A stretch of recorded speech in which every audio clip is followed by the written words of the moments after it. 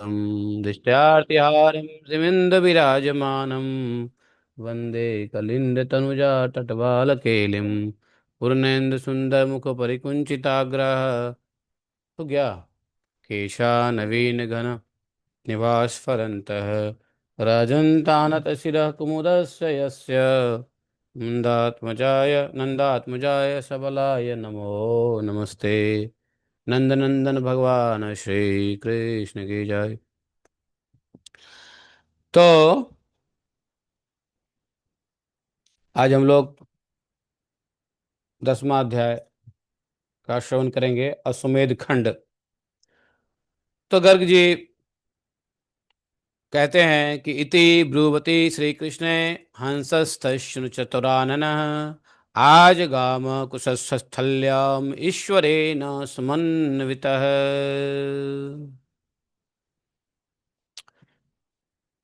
मतलब भगवान श्री कृष्ण इस प्रकार कह ही रहे थे कि हंस पर बैठे हुए भगवान ब्रह्मा महादेव जी के साथ द्वारकापुरी में आ गए। और राजन, ये कौन गर्गाचार्य जी सुना रहे हैं। तो उसके बाद इंद्र आए, कुबेर आए, यम आए, वरुण आए, वायु आए, अग्नि, निरति और चंद्रमा,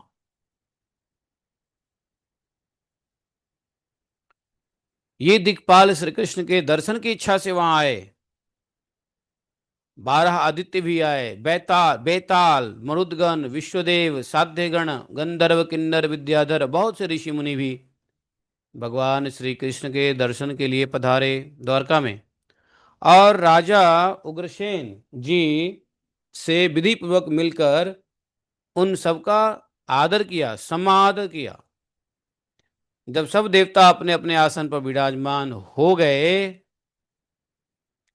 तब लीला के लिए नर देह धारण करने वाले भगवान श्री हरि ने उन सबकी बहुत प्रशंसा की। समझे। उसके बाद भगवान के पास में बैठे हुए ब्रह्मा जी इंद्र से प्रेरित होकर बलराम के सहित जगदीश्वर भगवान श्री कृष्ण से बोले। क्या बोले? ब्रह्मा जी ने कहा,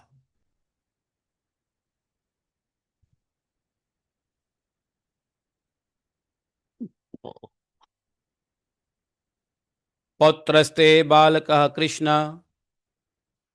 राजन्यभ्यस्य पालनम् कठिनं साश्याम कर्णस्य करिष्यति कथम हरेः।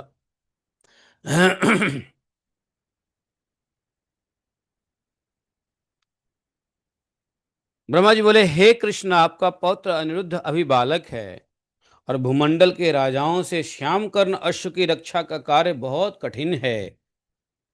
हे हरे, इस दुष्कर कार्य को कैसे कर सकेगा आपका पोता? अभी तो बालक है वो, अनिरुद्ध। इसलिए आप इसके यज्ञ के घोड़े को, अश्व को रक्षा करने के लिए मत भेजिए, क्योंकि इस कार्य में विघ्न बहुत हैं। आप चाहे प्रद्युम्न को भेजिए, चाहे बलराम को भेजिए, स्वयं जाकर अश्व की रक्षा कीजिए। ब्रह्मा जी की यह बात सुनकर भगवान हंसे और बोले,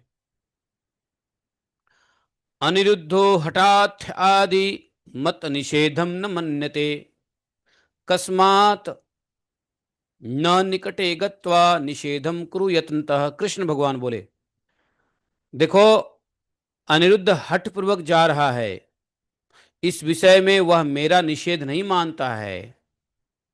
इसलिए आप स्वयं जाइए, उसके पास जा करके प्रयत्न पूर्वक उसको मनाइए, रोकिए नहीं जाने के लिए। मेरा नहीं मानेगा, आप जाइए, आप मना लीजिए। कृष्णस्य वाक्य आकर्ण्य विधिश्चंद्र समन्वितः।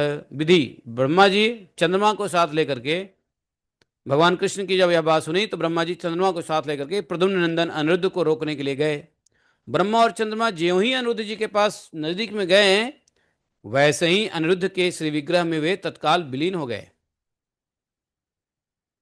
मतलब ब्रह्मा जी और चंद्रमा जी अनिरुद्ध के विग्रह में विलीन हो गए। यह देख करके शिव और इंद्र आदि सभी देवता विस्मय आश्चर्य में पड़ गए। समस्त यादवों, मुनियों और उग्रसेन आदि नरेशों को भी महान आश्चर्य हुआ। वज्रनाभ जी, गर्ग महाराज सुना रहे कथा वज्रनाभ को, तो वज्रनाभ जी, सब लोग तुम्हारे पिता की स्तुति करने लगे। अब वज्रनाभ किसके बेटे हैं? तो अनिरुद्ध जी के। इसलिए मनीषी मुनि तुम्हारे पिता अनिरुद्ध को परिपूर्णतम परमात्मा बताते हैं। तो वज्रनाभ भगवान के पर पोते हैं। राजन, उसके बाद राजा उग्रसेन सभा से उठकर मन ही मन भगवान श्री कृष्ण को प्रणाम करके यज्ञ संबंधी कौतुक से युक्त हो सुंदर रत्नों से जड़ित अपने अंतःपुर में गए, और वह अंतपुर अपने वैभव से देवराज इंद्र के भवन को भी लज्जित कर रहा था।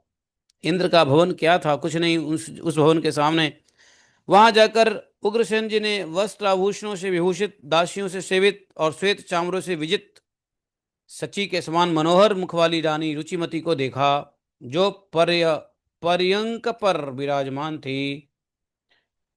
बोले, नरेश्वर, अपने पति यादवराज उग्रसेन को वहां आया देख रानी सहसा उठकर खड़ी हो गई, और उन्होंने यथोचित रीति से महाराज का समादर किया। और तब पर्यंक पर बैठकर विष्णुवंशियों के स्वामी राजा उग्रसेन हंसते हुए मेघ के समान गंभीर वाणी में अपने परम प्रिया रुचिमती से बोले।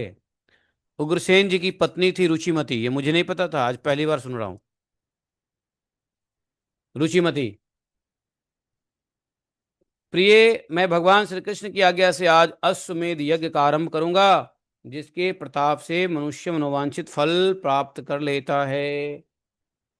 गर्ग जी ने कहा कि राजा की यह बात सुनकर के पुत्र शोक से संतप्त हुई दीन दुखी रानी ने अपने पुत्रों का स्मरण करते हुए राजाधिराज उग्रसेन से कहा, महाराज।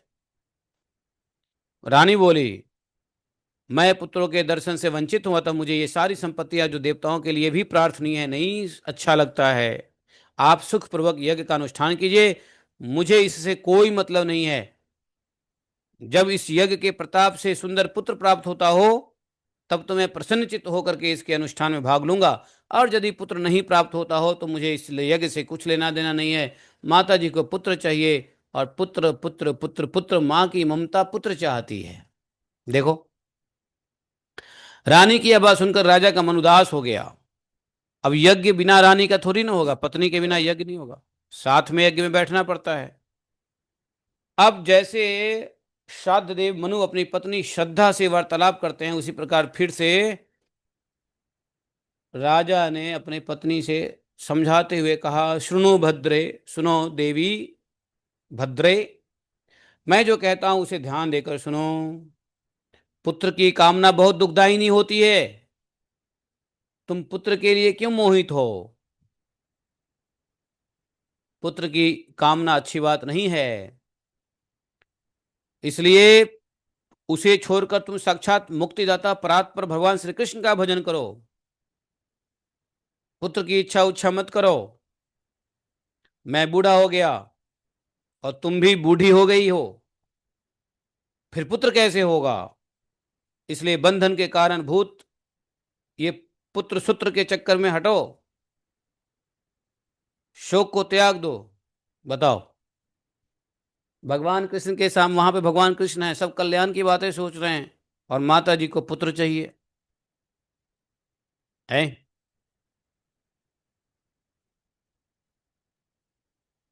तो रुचिमती फिर बोली, देखिए, यदि इस यज्ञ के प्रताप से मनोवांछित फल प्राप्त होता है तो मेरी भी एक मन की इच्छा है। मैं चाहती हूं कि मेरे मारे गए पुत्र यहां आए और मैं उन्हें देखूं।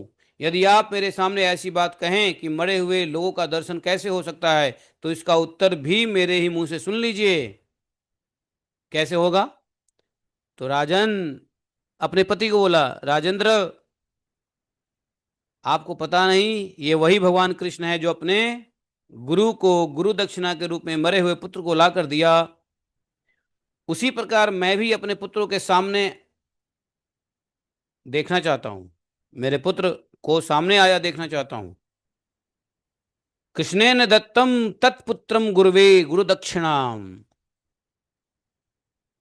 कृष्णेन दत्तम तत्पुत्रम गुरुवे गुरु दक्षिणाम। गर्ग जी ने कहा, रानी की बात सुनकर महाराज उग्रसेन ने मुझको आकर के यह बात सुनाई। और हम लोगों ने क्या किया, गर्गाचार्य जी कह रहे हैं कि हम लोगों ने भगवान श्री कृष्ण को अंतःपुर में बुलाया और हम दोनों के जाने पर उन्होंने बड़ा भारी स्वागत सत्कार किया। हम दोनों का पूजन करके राजा ने हमसे अपना सारा अभिप्राय निवेदन किया। उग्रसेन की कही हुई बात सुनकर मैंने भगवान श्री कृष्ण को कुछ कहने के लिए प्रेरणा दी। जैसे उपेंद्र इंद्र से बोलते हैं, उसी प्रकार उस समय उन्होंने राजा से कहा। भगवान बोले, शृणु राजस्तव सुता प्रधने निहिता पुरा। उग्रसेन जी से भगवान बोले, राजन सुनिए, पहले पूर्व काल में आपके जो जो पुत्र संग्राम में मारे गए हैं वे सब के सब दिव्य देह धारण करके स्वर्ग लोक में देवता के समान विद्यमान हैं। आप पुत्र शोक छोड़िए, धैर्य पूर्वक क्रतु श्रेष्ठ अश्वमेध यज्ञ का अनुष्ठान कीजिए। यज्ञ के अंत में मैं आपके सभी पुत्रों का दर्शन अवश्य कराऊंगा। भगवान श्री कृष्ण की यह बात सुन करके उग्रसेन जी बड़े प्रसन्न हुए और अपनी प्रिया पत्नी को सुंदर वचनों द्वारा आश्वासन दिया और श्रेष्ठ पुरुषों के साथ सुधर्मा सभा में गए। श्री कृष्ण सहित राजा उग्रसेन को आया देख दिक्पालों तथा बलराम और शिव आदि सभी देवता प्रणाम किए। और राजा उग्रसेन का उत्तम तप का मैं क्या वर्णन करूं। उन्हें श्री कृष्ण आदि सब लोग प्रणाम करते रहे। यादवराज भी समस्त देवताओं को नमस्कार करके लज्जित होकर कुछ सोच कर इंद्र के दिए हुए दिव्य सिंहासन पर नहीं बैठे। तब भगवान श्री कृष्ण ने उसी क्षण हाथ पकड़कर अपने भक्त नरेश को उस इंद्र के सिंहासन में बिठा दिया।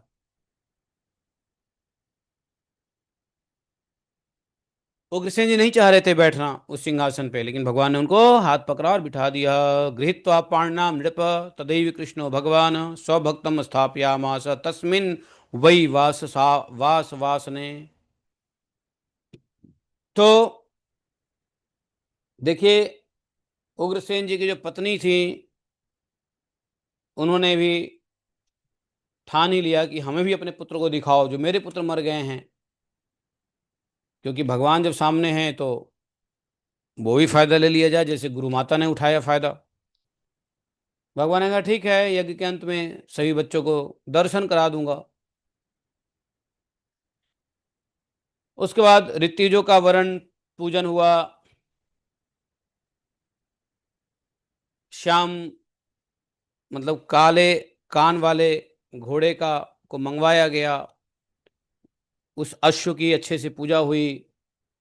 खूब ब्राह्मणों को यज्ञ के शुरुआत में ही काफी दक्षिणा दिए गए। और उस अश्व के घोड़े के भाल देश में कपाल पे बांधे हुए स्वर्ण पत्र गर्ग जी के द्वारा उग्रसेन के बल पराक्रम का उल्लेख लिखा गया। और फिर अनिरुद्ध जी को उस घोड़े अश्व की रक्षा करने के लिए भेजा। उस सुधर्मा सभा में बहुत सभी ऋषि आ गए थे। तो किन किन ऋत्विजों का वर्ण किया उस यज्ञ में, नाम सुन लो, नाम सुनने से भी कल्याण होने वाला है।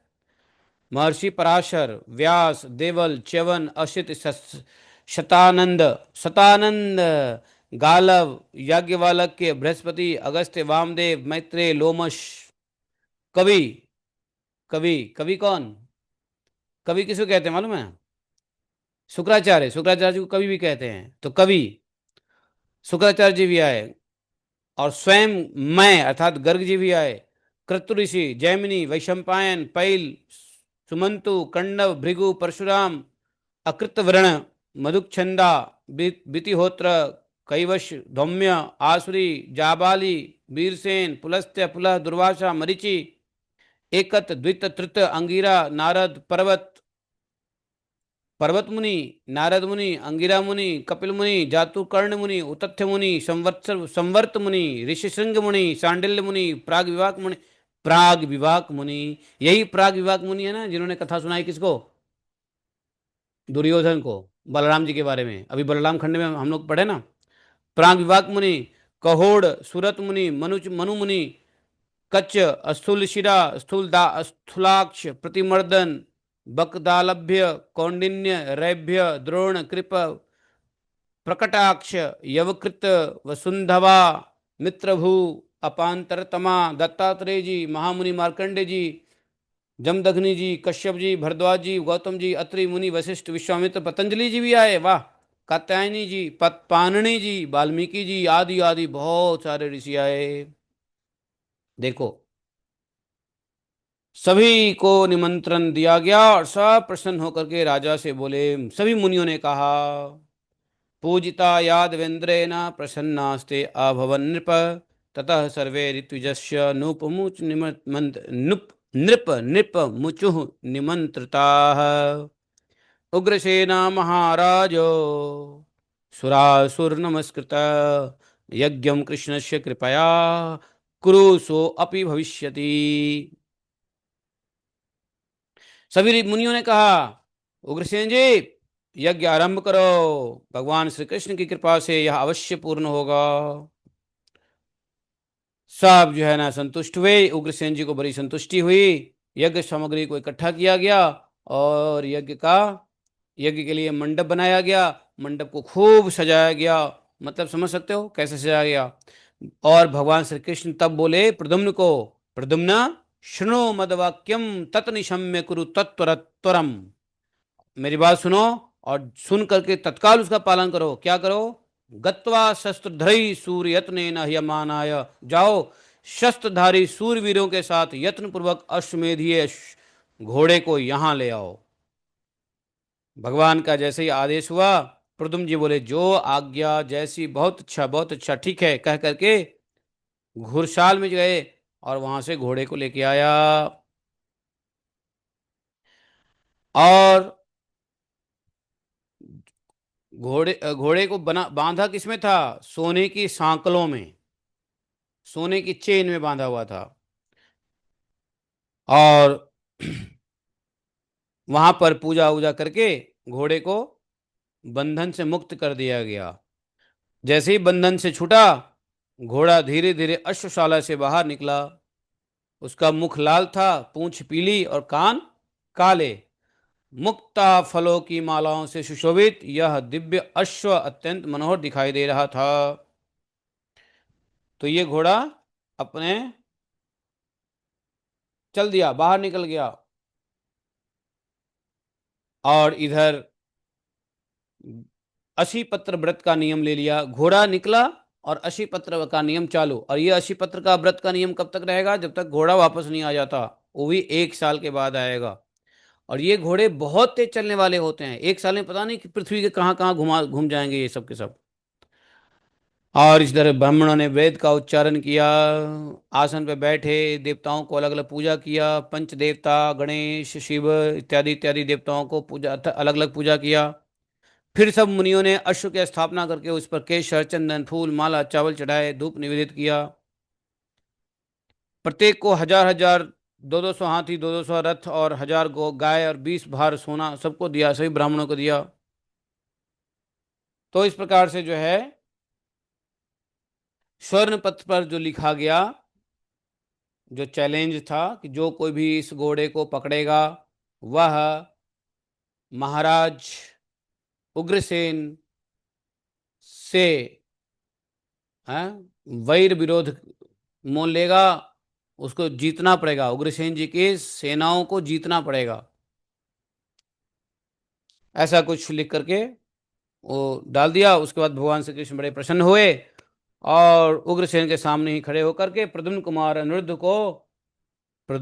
के पुत्र प्रद्युम्न जी के पुत्र अनिरुद्ध को उस घोड़े के संरक्षण में भेज दिया। तो यहां देखो, ऐसा है कि एक बात ध्यान देने वाली बात यह है कि ब्रह्मा जी जब आए तो ब्रह्मा जी को भी लगा कि पोते को भगवान भेज रहे हैं अश्वमेध यज्ञ के लिए। तो भगवान के पोते को भी अंडर एस्टिमेट कर लिया ब्रह्मा जी ने। तो ब्रह्मा जी को इस बात को समझाने के लिए भगवान बोले, जाओ, मेरी बात नहीं मानेगा, पोता है मेरा। पोता जो होता है अपने दादाजी से थोड़ा जिद भी करता है, हठ भी करता है, मेरी बात नहीं मानेगा, आप ही मना लीजिए। बात वो नहीं थी। भगवान ने कभी ये कहा ही नहीं अनिरुद्ध को कि आप मत जाओ। अनिरुद्ध जी ने तो पान का बीड़ा ले लिया और स्वीकार कर लिया। और भगवान ने कहा ठीक है, लेकिन ब्रह्मा जी को ऑब्जेक्शन आ गया। ब्रह्मा जी को लगा कि अरे क्या पोते को भेजोगे, बच्चा है, ये है वो है। भगवान ने कहा तो देखो बच्चा क्या करता है। ब्रह्मा जी गए उनको समझाने के लिए, ब्रह्मा जी और चंद्रमा को लेके गए। चंद्रमा और ब्रह्मा जी दोनों घुस गए अनिरुद्ध के विग्रह में। बताओ, जब ब्रह्मा जी घुस गया अनिरुद्ध के विग्रह में, तो अनिरुद्ध से एक ब्रह्मांड में कौन है जो जीत सकता है फिर, है? तो ब्रह्मा जी को समझ में आ गई, ओ बाबा, है ब्रह्म भगवान के पोते भी कम नहीं है। तो इस प्रकार से ये 2 अध्याय समाप्त हो गया। अब अश्वमेध अश्वमोचन होगा। उसी रक्षा के लिए अनिरुद्ध का भी पूजा राज्याभिषेक होगा। वो अंतःपुर से निकल जाएंगे, है कि नहीं? और ये सब बातें कल हम लोग समझेंगे। आज के लिए इतना ही। जय श्री राधे। ओम नमो गोवर्धन उद्धारणाय गोविंदाय गोपालाय गोपीजन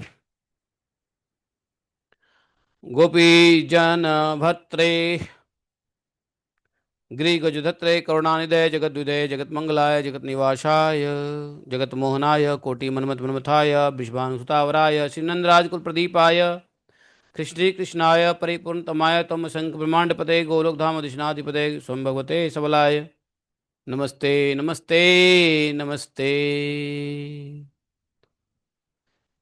जयति ते अधिकम।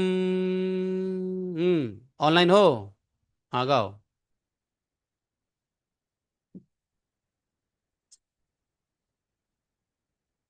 हम्म,